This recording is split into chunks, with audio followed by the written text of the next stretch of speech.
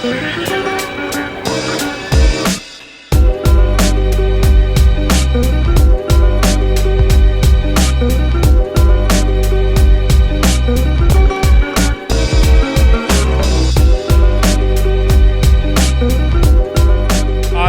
things of our original mission statement have not changed one bit. That was to be all-encompassing, all-accessible, all-everything sneakers. For us, it was very important that Nice Kicks was an accessible brand that people felt like they could always come to the site, and whether they knew everything about sneakers or this was their first time ever going to a sneaker website, they felt welcome there. They felt like they could learn something, and they felt like they were welcome and never spoken down to. I think that there's a lot of snobbery with a lot of people in a lot of different industries, and I felt that sneakers are supposed to be lively and fun, and there's no space for that. So whether you're new to the game or you've been in it forever, we want to be that place for you.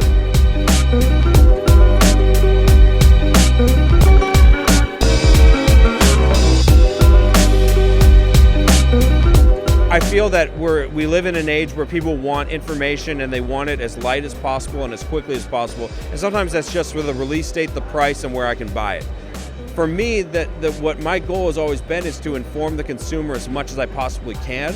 So what's become more of a challenge is how do I engage that consumer who might not be looking for the back history of a shoe or the history of an athlete? How do I make them want to read the information about that person? How do I get a 16-year-old today to want to know more about Bo Jackson, who hasn't played a professional game in over 20 years?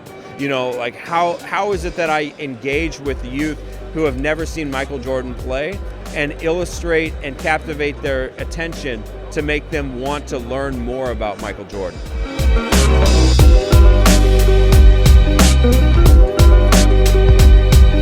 So our radio show, we started Nice Kicks Live just this spring on Dash Radio. And it really came about from a friend that I made in sneakers, DJ Ski. We became friends through sneakers, and he started Dash Radio, and we were talking, and he was like, hey, what do you think about having a radio show about sneakers on Dash? I was like, I think that'd be amazing. I think it'd be so much fun. So yeah, we've been going. We're already deep, like 15 or 16 episodes. It airs every Saturday morning at 7 a.m. Pacific, 10 a.m. Eastern on the Ski 24/7 channel.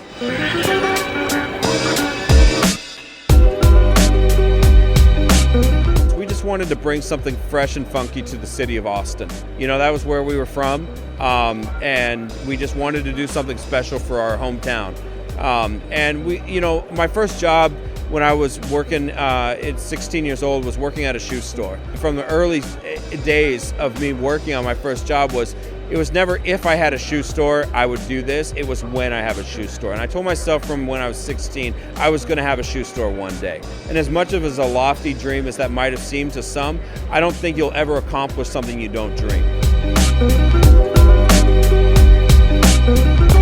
The most memorable interview, I would have to say, is one I just recently did with Toby Hatfield. It was one of my favorite that I've ever done, just because of the backstory of what it was about.